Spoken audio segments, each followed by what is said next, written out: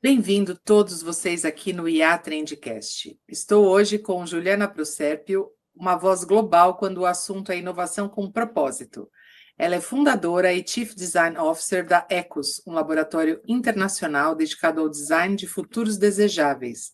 Também criou a Ecos School, onde transforma inovação em prática por meio de educação. Há mais de uma década, Juliana trabalha na construção de ecossistemas de inovação no Brasil e na Ásia-Pacífico, unindo design, estratégia e impacto social.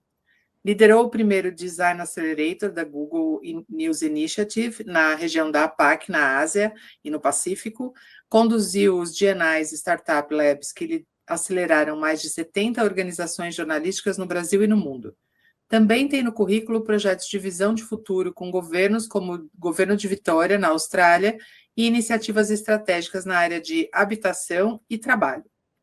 Como palestrante, já levou suas ideias a palcos como o TEDx, Global Innovation Summit, What Design Can Do, Pause Fest e Sydney Design Festival e Global Design Thinking Alliance.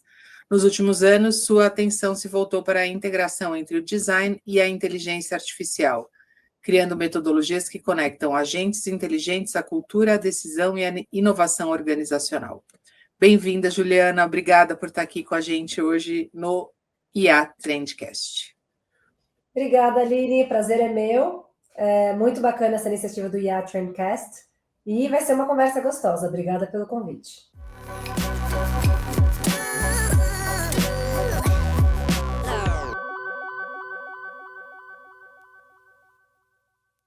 Vamos lá. Deixa eu te perguntar, que futuro possível você vê com a IA? Essa é uma pergunta De 1 capciosa. bilhão. Né? É a pergunta de 1 bilhão. Eu acho que a gente está vendo várias possibilidades, né, de futuro. Acho que uma das coisas que eu vejo que é uma mudança, né, no nosso modelo, na nossa infraestrutura aqui de trabalho e de como a gente se relaciona, é que a inteligência artificial está se tornando essa entidade criativa, né? Junto conosco, com os humanos. Antes a gente tinha muito orgulho de falar que nós éramos as últimas e as únicas espécies que eram capazes de criar coisas intencionalmente. E agora a gente tem essa nova entidade criativa aí, que são as IAs, que estão co-criando com a gente soluções, futuros e tendo contextos e comportamentos que são autônomos, né? Que antes a gente não tinha tanta essa interação. Então, acho que os futuros possíveis, a gente tem futuros que são mais distópicos, que normalmente são os que ganham mais relevância, né, no mundo, infelizmente. São aqueles futuros que a gente não quer muito que aconteça, mas por eles nos botarem medo, a gente acredita que são eles que vão acontecer, e é sobre isso que a gente fala, né? Então, quando as máquinas e os algoritmos dominam todas as decisões do mundo, né? Acho que esse é um dos grandes futuros que a gente quer evitar, onde toda decisão seja feita agora pelos algoritmos e não mais pelos humanos. Isso é possível, mas não é desejável, né? Acho que tem um futuro que talvez seja mais desejável, que seja aquele que a gente vai colaborar assim com essas entidades, né? E essas novas entidades vão ser um apoio tanto de expansão cognitiva humana quanto de criação mesmo de soluções que a gente não conseguiria sem ter esses apoios. Então, a gente tenta ativar esses futuros que sejam mais desejáveis, mas esses futuros algoritmos tem muitos, né? A gente tem possibilidades de disparidades muito também eminentes até de cognição, de como que a gente se relaciona, quem tem acesso vai ficar com muita vantagem, né, sobre quem não tem tanto acesso e quem não usa tanto. Tem isso também, né? Ele pode criar ainda mais a IA pode criar ainda mais um abismo maior ainda, né? Não tinha pensado nesse ponto de vista ainda, acredita? Como que o design entrou na sua vida e você entendeu que ele era uma boa ferramenta de transformação social? Bom, acho que o design entrou na minha vida muito como uma lente de mundo, assim, eu Fui sempre uma criança muito criativa, muito cheia de ideias. Minha família fala que eu sempre fui daquela criança que fala, eu tenho uma ideia, cada um segundo eu tinha uma nova ideia. E acho que ela entrou assim como uma lente de mundo, porque eu tive sempre, acho que, uma inquietação, né, em relação ao status quo. E o design me deu essa linguagem para transformar essa inquietação em ação. Né? No começo da minha carreira, eu trabalhei mais quando eu era estagiária, mais com design de embalagem, depois produtos físicos, mas logo eu percebi, né, que o potencial do design como essa ferramenta de transformação, tanto social quanto organizacional, quanto que fomenta a inovação. E aí eu comecei a trabalhar mais com esse potencial de design invisível, estratégico, e acho que ele é essa ferramenta de transformação. Eu acho que eu percebi porque quando você se dá conta, né, que tudo ao seu redor, que não foi criado pela natureza, foi criado pelos humanos, né? São coisas que podem ser recriadas, que todas essas coisas foram projetadas, desde, né, produtos, né, até políticas públicas e regras sociais, foram coisas que foram projetadas, leis e etc. A gente começa a perceber que o poder do design o design tem esse poder de moldar, né, mesmo realidades. Acho que isso que é uma das coisas que mais me encantou em relação ao design. E aí foi aí que eu comecei a entender o design, não só como essa abordagem, né, de criar coisas funcionais, interessantes, mas para desenhar futuros, né, e aí influenciar essa criação de futuros que sejam mais desejáveis, regenerativos e justos. Então, para mim, é muito uma lente assim de vida. Eu brinco que não é só a minha profissão, mas é a minha religião. Eu realmente acredito assim nisso, como É maneira de uma ver o lente, mundo. né? É uma lente mesmo, então ela tem que treinar essa lente, né? De verdade, é uma lente que você precisa treinar, né? Você precisa desenvolver essa habilidade de olhar, né? É muito interessante. Agora, como é que me conta um exemplo prático de talvez na questão governamental na Austrália ou algum qualquer outro exemplo prático que você usou o design para uma transformação social? Olha, acho que um dos casos que a gente pode contar mais, assim, a gente fez um projeto muito bacana em parceria com o governo do estado de Vitória, na Austrália, e era um projeto de visão de futuro, do futuro do trabalho, uma coisa que está muito em voga hoje. A gente fez esse projeto em 2019, em parceria com a WorkSafe, que é essa agência, né, do estado de Vitória. E é uma agência que foi criada na era do trabalho industrial, que regulava e ajudava a fomentar um trabalho seguro, né? Só que todas as premissas dessa agência de segurança no trabalho foram criadas na época do trabalho que era mais industrial, era um tipo de segurança que se falava mais de segurança, né, física, de você ir no seu trabalho e talvez você ter proteção dos seus membros, né, você ter proteção do braço, da perna, para você não ter nenhum acidente de risco físico no trabalho. Só que em 2019 a gente fez um projeto com eles de visão de futuro, uma visão de futuro bem longínqua, uma visão de futuro para o futuro, né, do trabalho lá no estado de Vitória para 2049. Então era uma visão de futuro de 30 anos lá na frente. E por que a gente fez, e por que eles se interessaram por fazer uma visão de futuro tão longínqua? Porque todos os projetos que eles tinham feito mais com outros parceiros, né, mais tradicionais, estavam fazendo uma visão de futuro mais preditiva, ou seja, o que tem mais possibilidade de acontecer a partir dos sinais e das tendências que estão sendo apontadas hoje. Né? 2019, pré-pandemia, né? A gente ainda estava em outro mundo. Só que essas visões de futuro eram visões de futuro que não eram desejáveis. Nem a WorkSafe achava aquilo positiva, nem os trabalhadores do estado de Vitória, nem os empregadores do estado de Vitória. Então a gente tinha que ultrapassar essa barreira para pensar o que seria essa transformação. E aí a gente a gente caiu muito, foi muito bacana, porque a inteligência artificial, né, obviamente, já existia, e isso foi um dos grandes sinais de transformação.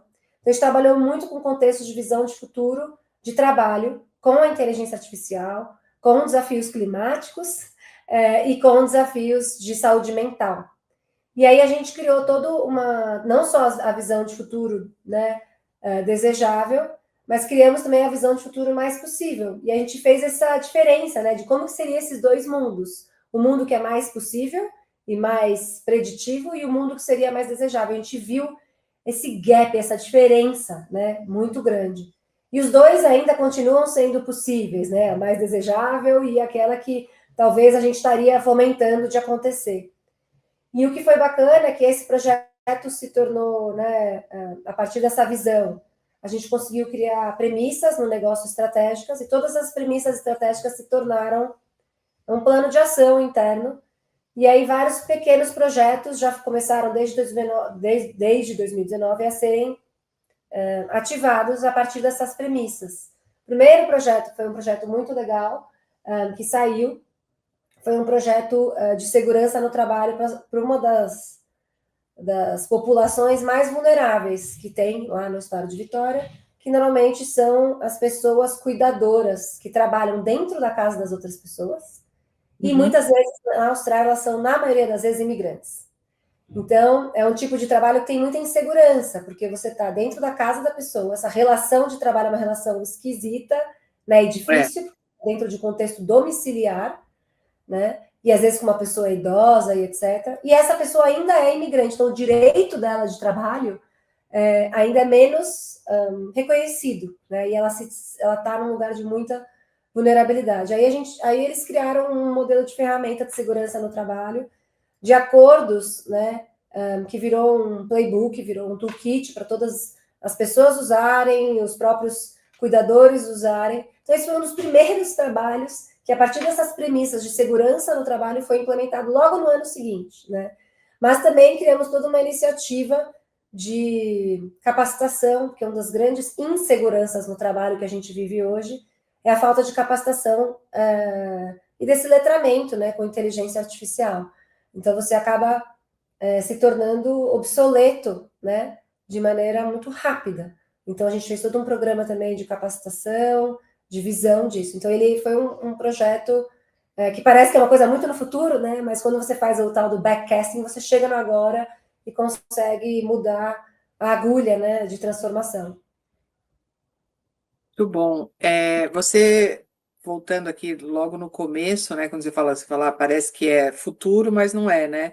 É isso que você sempre fala sobre o design como mindset, né? Que eu falei que é um olhar, né? Que você tem que treinar isso. Como explicar isso, né? E aí também estou fazendo várias associações aqui, a gente falou sobre inteligência artificial, o poder de criação. Como explicar o design como mindset, como olhar, como um ecossistema, uma ferramenta de transformação social, quando muitas vezes o design é associado apenas à estética, ao bonito, ao legal, ao divertido? É legal isso, porque não é errado, né, a gente achar entender o design como estética. Ele acabou sendo reconhecido porque design, eu acho que a melhor definição de design para mim é do Herbert Simon, que escreveu um livro que hoje em dia está todo mundo querendo ler, que se chama As Ciências do Artificial. E ele fala que design significa transformar condições existentes em condições preferíveis. Então, quando a gente acha que ela né, que é estético, é porque as pessoas se atraem mais pelo que é estético. E ele é agradável, mas não é só isso, né? O design ele é muito sobre intenção, ele é sobre como a gente cria significado, soluções e futuros, né? Transformações, você pode trazer uma transformação de futuro para o amanhã, já é uma transformação de futuro. E quando a gente fala sobre mindset, também a gente fala sobre essa maneira de pensar, essa lente do design, que combina a empatia, né, se colocar no lugar do outro, entender para quem que é o real problema, a experimentação de você prototipar soluções novas. Você não consegue testar soluções novas a partir de dados, porque dados são do presente e do passado. Soluções que são realmente novas, você não consegue se você não fizer um teste, né? Você não vai ter dados suficiente. E aí você também consegue, né, você também traz essa visão do design, essa lente do design a partir dessa visão mais sistêmica e intencional, que você entende o ecossistema e aquele contexto, né, a partir dos diversos pontos de vista, os vários atores envolvidos, os vários pontos de vista que estão ali. Então, é uma linguagem, a meu ver, é uma linguagem de transformação mesmo, e de mudança intencional. Ela vai além, né, desse estético, ela não deixa de ser isso também, mas ela vai muito além, né? Tem as várias camadas, o Richard Buchanan fala muito sobre isso, das várias camadas do design. Tem o design mais de comunicação, que é uma das primeiras camadas, aí você tem o design mais físico, o design de arquitetura, de produto, você tem o design mais de interação, serviços, experiências, e tem o design, que é a última camada, que é o design mais invisível, que é de modelagem de negócios, de políticas públicas, né, de contextos organizacionais. Então, tudo isso é design, né? São várias instâncias de design que a gente chama. Me conta aqui, você fala sempre sobre futuros desejáveis na prática, né? Como que a gente pode projetar futuros melhores com intenção? Eu acho que a gente tem que trabalhar com diversos cenários de futuro. Acho que o grande desafio que a gente tem hoje no mundo é que a gente só enxerga uma visão de futuro única, e normalmente essa visão de futuro única é aquela que é mais preditiva, o que a gente acha que é mais provável, mas na verdade isso é uma enganação da nossa cabeça para nós mesmos, né? Porque a gente, Uhum, né, uhum. a pandemia nos provou muito isso, que a gente vive num mundo de constante incerteza. A gente só achava que a gente vivia num mundo estável, né? Então acho que a melhor maneira é a gente começar a construir visões de futuro, né? Que não sejam só as prováveis, mas também as que sejam especulativas e preferíveis, né? E trazer isso como um exercício de imaginação estratégica. Tem uma estrategista que é a Rita McGrath, que ela fala muito disso, né? Que a melhor maneira de você se preparar estrategicamente é você ter diversos contextos e visões de cenários futuros e você ter estratégias para agir em vários deles. Então, você cria um processo de resiliência para você mesmo, para sua organização, né? Então, ele é um exercício de imaginação estratégica que a gente projeta futuros que a gente quer viver. E a gente, obviamente, no meu contexto, a gente usa muito design, essa ferramenta do design para essa construção coletiva, de imaginação, de visão de futuro, de testar hipóteses, e de aí depois, de, direcionalmente, de ativação desses futuros mais desejáveis. Acho que ele é muito esse processo, assim. E como que o design pode ajudar a gente a navegar nesses tempos incertos, especialmente no Brasil? Eu acho que ele nos ajuda a navegar na incerteza, porque ele é, por natureza, iterativo e orientado à experimentação, né? Mas, por outro lado, ele pode nos ajudar também porque ele ancora as decisões nas necessidades reais humanas, acho que isso é muito importante, e também em relação a fazer protótipos, né? E de você fazer pequenos testes para você poder indo ganhando um certo nível de clareza e de certeza nessa jornada, né? Ele não é só um plano, né? Ele se torna tangível, acho que tem essa característica da tangibilização dos testes, dos protótipos, dos MVPs, para você ir dando essa camada de pequenos experimentos onde você testa, vê se dá certo, se não der certo, você rapidamente consegue aprender com ele e seguir um outro caminho. Então, ele é muito esse processo de tentativa e erro de evolução, né? Que está muito ligado a um processo de evolução, até de pesquisa, né? Pesquisa real mesmo. Acho que tem muito a ver com esse processo. Você tem refletido bastante, eu acompanhei os seus últimos escritos sobre isso, sobre o papel da inteligência artificial nesses processos de criação e decisão. Como é que você acha que a inteligência artificial está mudando o papel do design, ou como o design e esse pensamento pode orientar o uso da inteligência artificial? É bem legal essa pergunta, porque eu estava até falando hoje mais cedo sobre isso. Essa é uma pergunta capciosa, tá? Ela tem várias camadas, então eu vou tentar responder ela da Tem melhor várias maneira. camadas, várias camadas. Muitas camadas, né?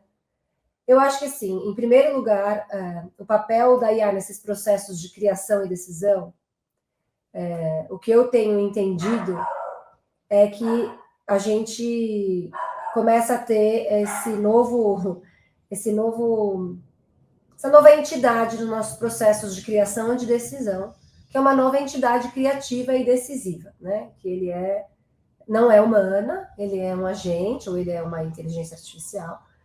E a gente começa a ter esse novo time, né? Nova pessoa no time, vamos dizer assim. Não é uma pessoa, mas essa nova entidade no time. Então, isso já muda muito o nosso processo, né? Acho que também a gente está sendo empurrado para um lugar, né, num estágio onde todas as interfaces e a maneira como a gente se relaciona com essas coisas, elas estão se tornando cada vez mais adaptativas. Por quê? Porque essas ferramentas já entendem mais a gente, são mais personalizadas, então elas respondem de uma maneira mais adaptativa. E aí, isso dentro do processo do design, não é mais sobre apenas criar interfaces, também é sobre isso, mas também de desenhar comportamentos, fluxos de decisão e sistemas vivos que aprendem e se transformam.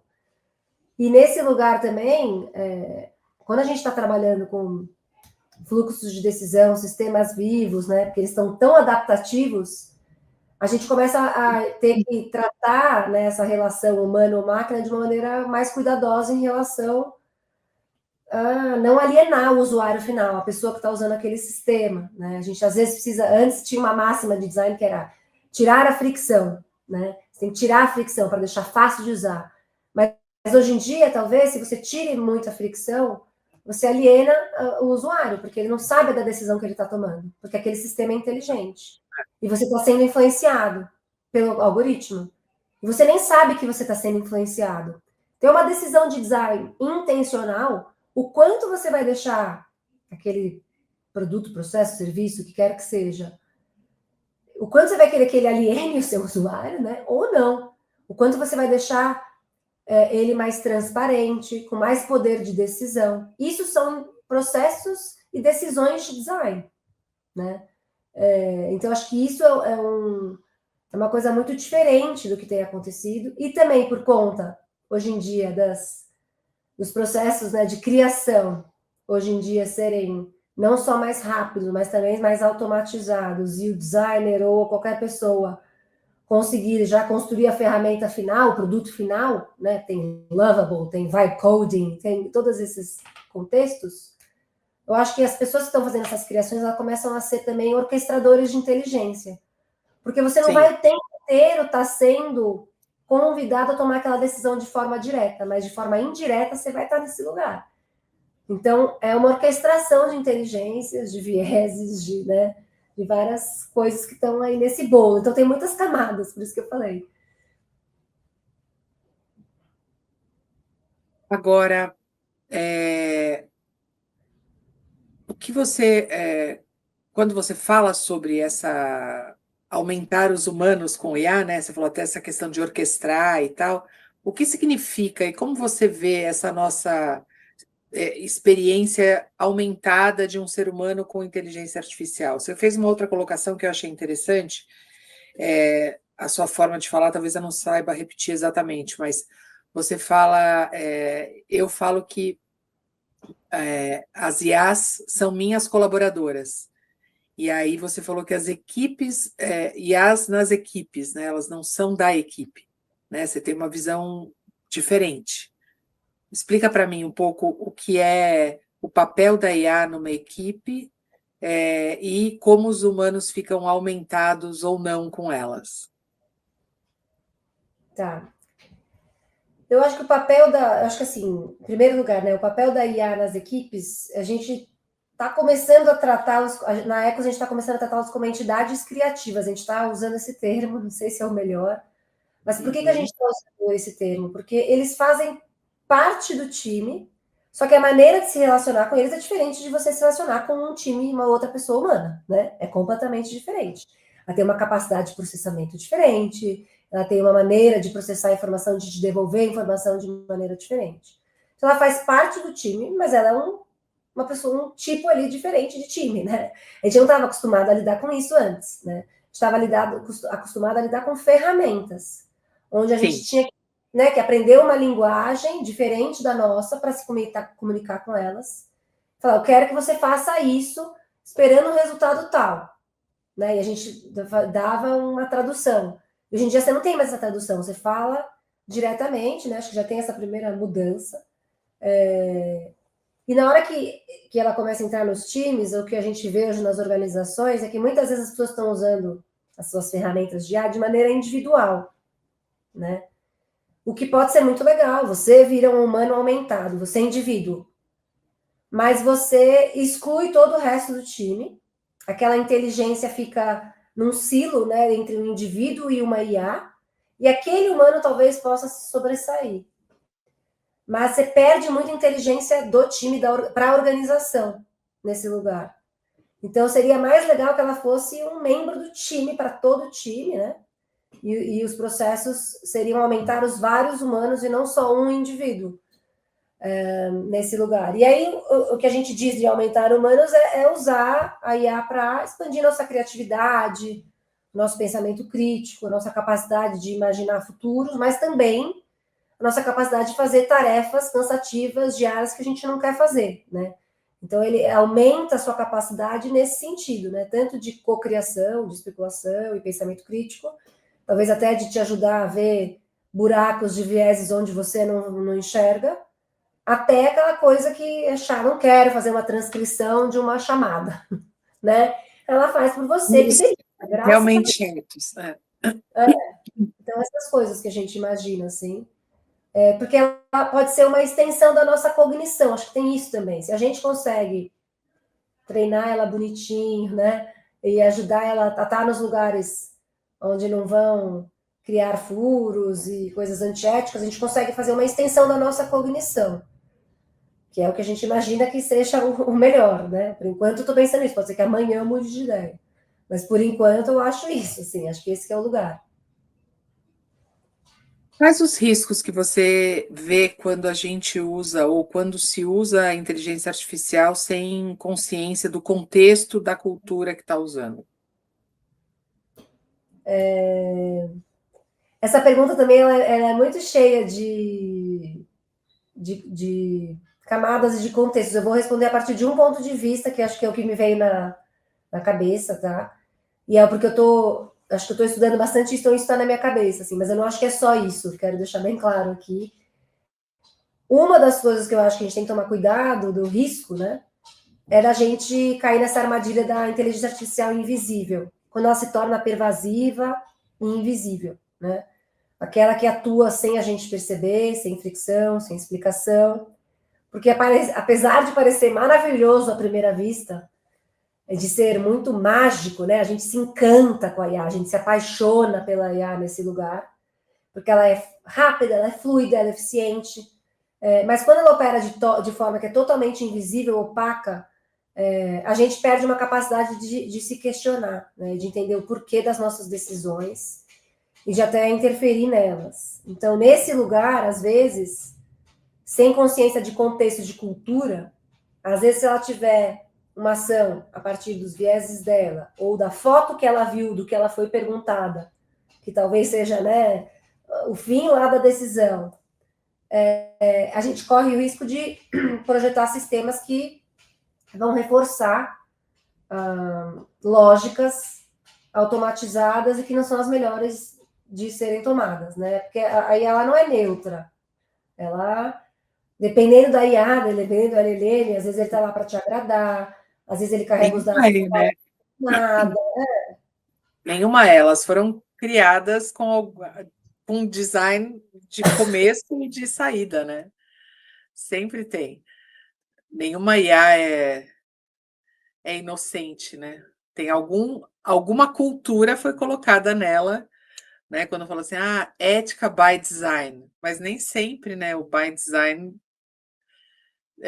nasceu do jeito certo, né? E o by design também tem viés, né? Pois é.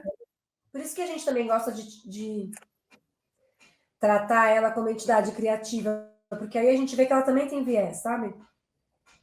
Se você traz isso, ela também é uma parte do time. O time também tem viés, aquela pessoa tem um viés, a outra tem outro.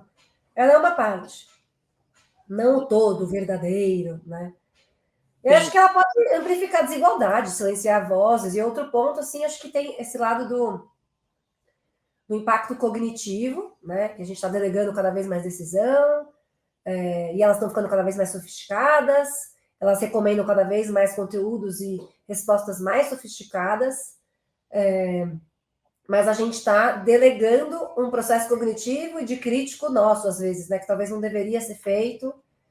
Ela pode, então, às vezes, ou nos ajudar a pensar, que eu acho que seria a maneira mais positiva, mas ela pode também nos alienar, nos emburrecer, de certa forma, né? Então, acho que tem esses dois lados. E aí, por último, acho que por isso que a transparência é tão importante, né? Que a gente já comentou antes. Você fala... bom, você tem uma escola, né? Você tem uma escola que ensina as pessoas a pensar a partir do design. O que pode ser ensinado para pessoas para liderar nesse contexto com inteligência artificial, conversar com as plataformas, conversar, questionar? Qual é a forma correta?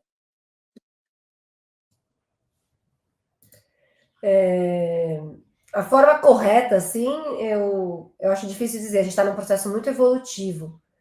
Mas o que a gente tem pensado hoje é que acho que, em primeiro lugar, assim, a gente está entendendo na Ecos School, a gente entende que o futuro ele está nessa nossa capacidade de conectar as diversas inteligências. Acho que isso para a gente está sendo bem claro, né? Por isso que a gente está chamando de design de inteligências, para que a gente coloque, e usando a IA, colocando a vida no centro e promovendo uma inovação mais sustentável, né? Eu acho que a gente precisa, em primeiro lugar, desenvolver um letramento acho que uma das coisas que a gente traz muito esse letramento, mas também acho que a gente está vendo que esse novo papel de liderança, né, os papéis das pessoas líderes, das empresas líderes, está muito nessa intersecção do entendimento dos algoritmos, dos processos das pessoas, que é essa orquestração da decisão, porque a IA, ela está mudando, ela é uma transformação sociotecnológica, organizacional, né? Se a gente começa a perder o nosso lado humano, de empatia, de centralidade, né, nas pessoas, a gente vai para uma automação que perde sentido e não gera valor. A gente tem visto muitas automações, empresas usando IA em formato de automação. Talvez isso seja uma vantagem competitiva por 3 meses, acho que talvez nem isso, né? Mas só automação de um processo que é antigo, né, de uma empresa com lógica industrial, ela não vai te dar uma vantagem competitiva por muito tempo. Então, a gente na Ecos School, a gente está trabalhando muito com essa visão, né, de conexão das diversas inteligências, centralidade ainda nos humanos e na vida, e de liderança a partir desses conhecimentos de redefinição da onde está o valor, de reorquestração e de redefinição dos workflows, dos fluxos, né? Vai ter muita mudança nesse contexto. Então, a gente está bem nesse lugar aí, a gente traz o design, a inovação nessa linguagem dessa transformação mesmo que a gente está passando. Não sei se eu te respondi, se era exatamente isso que você queria saber. É por aí, sim. Quais habilidades você acha que as pessoas inovadoras deveriam desenvolver nos próximos anos, para que essas mudanças ou qualquer outra mudança sejam sustentáveis independentemente da ferramenta e da tecnologia? Eu acho que pensamento sistêmico e pensamento crítico são cruciais. Eu acho que esse, para mim, são as duas habilidades mais importantes que a gente tem, que a gente tem que lutar por elas, né, desde a escola até as lideranças.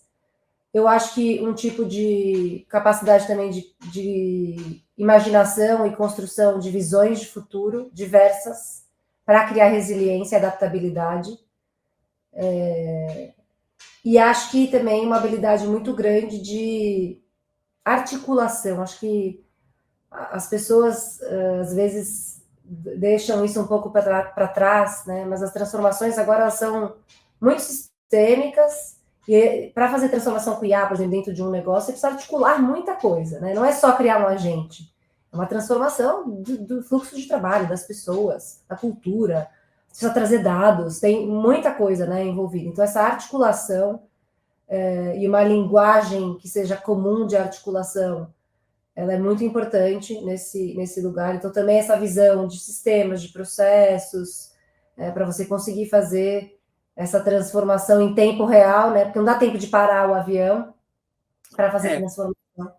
Então, acho que isso são habilidades importantes, assim, empatia, articulação também são. E acho que, basicamente, também, óbvio, é meio óbvio, né? Mas também conhecimento e habilidades também analíticas de dados também são importantes, né? Isso é meio óbvio, mas talvez precise ser dito também.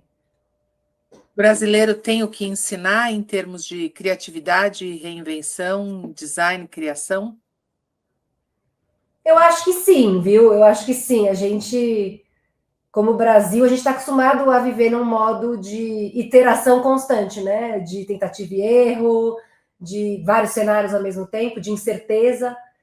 Morei muitos anos na Austrália, né? Então lá eles têm uma capacidade muito grande de planejamento a longo prazo, mas está muito ligado também à estabilidade, porque eles conseguem ver né, a sua estabilidade. Então, acho que a gente tem sim essa capacidade criativa e acho que a gente também tem uma abertura para experimentação, que eu vejo que os outros, talvez em outros lugares, as pessoas sejam mais céticas, tenham mais medo. Acho que o Brasil tem a ensinar nesse improviso criativo, nessa sensibilidade de articulação comunitária, que é uma coisa inerente assim, à cultura brasileira. Vamos fazer uma festa, vamos chamar todo mundo, né? Acho que tem isso, dessa articulação, que às vezes é uma coisa mais comunal de transformação.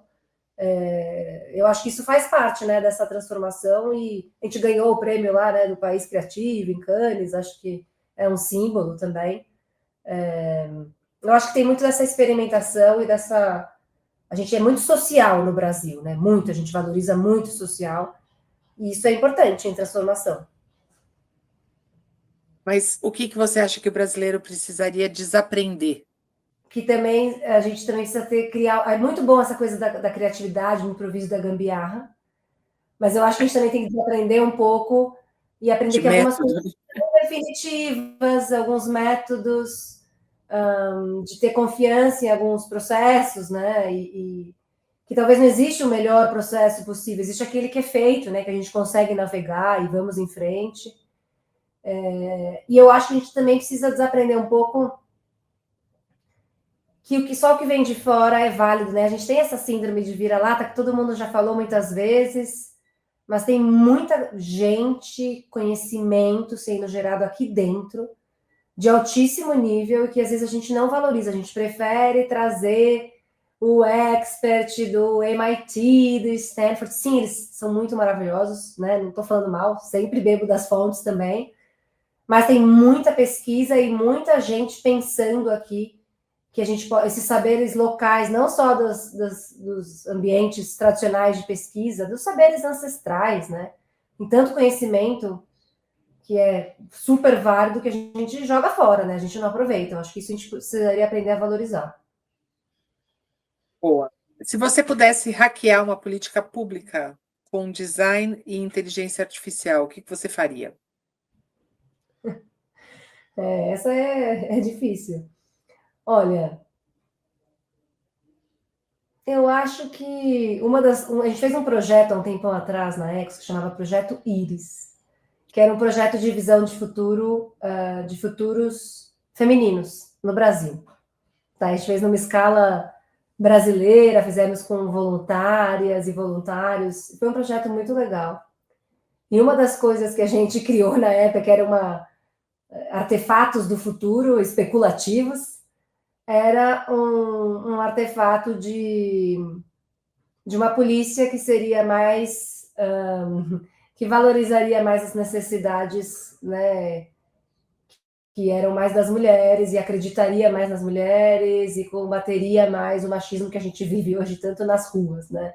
Então, acho que como política pública, acho que eu criaria algum tipo de revisão de todas as políticas, uma IA que poderia revisar todas as políticas públicas com viés feminista e não com viés machista. Acho que eu faria isso. E não só feminista também, mas antirracista. Já vamos, né, ir para todos esses âmbitos, porque a gente tem muita coisa estranha, né, que a gente tem aí nas políticas públicas. Acho que eu começaria por aí. E para terminar, como você usa ou usaria ou ensina a usar a inteligência artificial para desenhar um futuro melhor? Como uso a IA para desenhar um futuro melhor? Uhum. Hum, Acho que a primeira coisa é experimentar, né, as diferentes possibilidades das ferramentas. Acho que se a gente não tem repertório, a gente não consegue usar. Então a gente precisa passar um pouco esse medo, né, experimentar. E aí depois a gente usar ela como aliado, ferramenta de ampliação mesmo. Mas primeiro, assim, acho que ela ajuda muito, por exemplo, se você está fazendo uma criação de cenários, de futuros desejáveis, você já pode. A gente já testou várias vezes de falar, tá, me mostra todos os vieses que estão vindo nesse cenário futuro. Né? Ela já pode te indicar, olha, aqui está vindo viés daqui, da colar, isso aqui não é legal. Ela pode te fazer um future proofing, assim, uma prova de futuro, sabe? Isso é muito bacana. E às vezes ela pode também, se você identifica os sinais de mudança, sinais de futuros, falar, olha, tem aqui esses sinais de futuros, me ajuda a criar diversos cenários do que poderia acontecer a partir disso. Ela é muito boa em combinação, né? As IAs são muito boas em análises combinatórias. Então, ela te cria cenários diversos. Ela me cria 4 visões de futuro que sejam, uma seja de colapso, uma seja, né, usa as ferramentas lá de futuros, uma seja de construção de aceleração, outra seja de transformação radical a partir desses sinais. Ela também cria cenários de maneira muito rápida hoje em dia. Então, acho que ela pode ajudar a gente a pensar, porque ela faz provas de conceito, né? Você está num negócio, você quer saber se aquela, vamos dizer, tem uma nova política pública aí que vai afetar o seu negócio. Usa ela para criar 4 cenários, se ela for para frente, se ela não for para frente, se ela for adotada, se ela for impactar A, B ou C, ela te ajuda muito a pensar, né? De maneira muito rápida.